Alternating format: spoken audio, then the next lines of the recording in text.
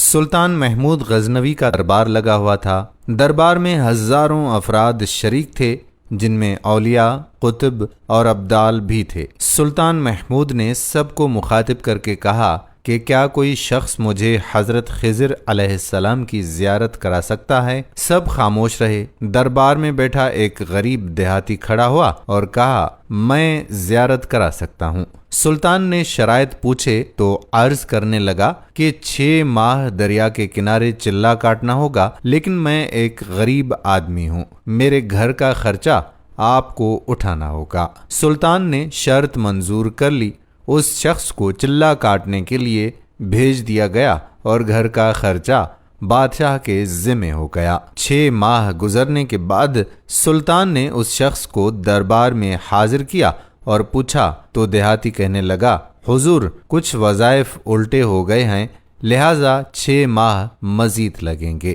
مزید 6 ماہ گزرنے کے بعد سلطان محمود کے دربار میں اس شخص کو دوبارہ پیش کیا گیا تو بادشاہ نے پوچھا، میرے کام کا کیا ہوا؟ یہ بات سن کر دیہاتی کہنے لگا، بادشاہ سلامت، کہاں میں گنہگار اور کہاں حضرت خضر علیہ السلام؟ میں نے آپ سے جھوٹ بولا، میرے گھر کا چرخہ پورا نہیں ہو رہا تھا، بچے بھوک سے مر رہے تھے، اس لیے ایسا کرنے پر مجبور ہوا۔ سلطان محمود غزنوی نے اپنے ایک وزیر کو کھڑا کیا اور پوچھا، اس شخص کی سزا کیا ہے؟ وزیر نے کہا، اس شخص نے بادشاہ کے ساتھ جھوٹ بولا ہے، لہٰذا اس کا گلا کاٹ دیا جائے۔ دربار میں ایک نورانی چہرے والے بزرگ بھی تشریف فرما تھے، کہنے لگے، بادشاہ سلامت، اس وزیر نے بالکل ٹھیک کہا۔ بادشاہ نے دوسرے وزیر سے پوچھا، آپ بتاؤ اس کا کیا کرنا چاہیے؟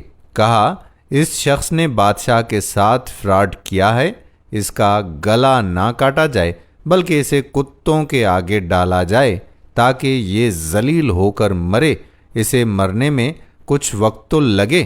دربار میں بیٹھے اسی نورانی چہرے والے بزرگ نے کہا، بادشاہ سلامت، یہ وزیر بالکل ٹھیک کہہ رہا ہے۔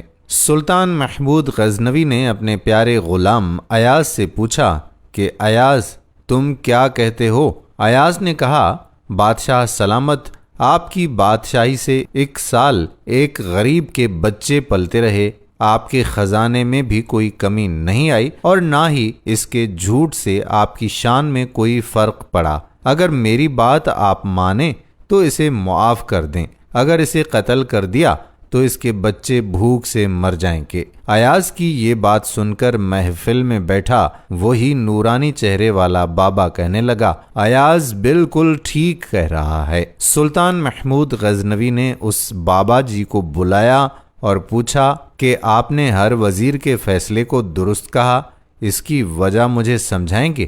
بابا جی کہنے لگے، بادشاہ سلامت، پہلے نمبر پر جس وزیر نے کہا اس کا گلا کاٹا جائے وہ قوم کا قصائی ہے، اور قصائی کا کام ہے گلے کاٹنا۔ اس نے اپنا خاندانی رنگ دکھایا، غلطی اس کی نہیں، آپ کی ہے کہ آپ نے اس قصائی کو وزیر بنا لیا۔ دوسرا جس نے کہا اسے کتوں کے آگے ڈالا جائے، اس وزیر کا والد بادشاہوں کے کتے نہلایا کرتا تھا، کتوں سے شکار کھیلتا تھا، اس کا کام ہی کتوں کا شکار ہے، تو اس نے اپنے خاندان کا تعارف کرایا۔ آپ کی غلطی یہ ہے کہ ایسے شخص کو وزارت دی، جہاں ایسے لوگ وزیر ہوں گے وہاں لوگوں نے بھوک سے ہی مرنا ہے۔ اور تیسرا، ایاز نے جو فیصلہ کیا تو سلطان محمود سنو، ایاز سید زادہ ہے۔ سید کی شان یہ ہے کہ سید اپنا سارا خاندان کربلا میں ذبح کرا دیتا ہے مگر بدلہ لینے کا کبھی نہیں سوچتا۔ سلطان محمود اپنی کرسی سے کھڑا ہو جاتا ہے اور ایاز کو مخاطب کر کے کہتا ہے کہ ایاز، تم نے آج تک مجھے کیوں نہیں بتایا کہ تم سید ہو؟ ایاز کہتا ہے، آج تک کسی کو اس بات کا علم نہ تھا کہ ایاز سید ہے، لیکن آج بابا جی نے میرا راز کھولا، آج میں بھی ایک راز کھول دیتا ہوں۔ اے بادشاہ سلامت، یہ بابا کوئی عام ہستی نہیں ہے بلکہ حضرت خضر علیہ السلام ہیں۔ دوستو، ہم امید کرتے ہیں کہ ہماری آج کی ویڈیو آپ کو پسند ضرور آئی ہوگی۔ اگر ویڈیو پسند آئی ہے تو اپنے دوستوں احباب کے ساتھ ویڈیو کو شیئر بھی ضرور کیجیے گا۔ آنے والی ویڈیو تک ہمیں اجازت دیجیے۔ اللہ حافظ۔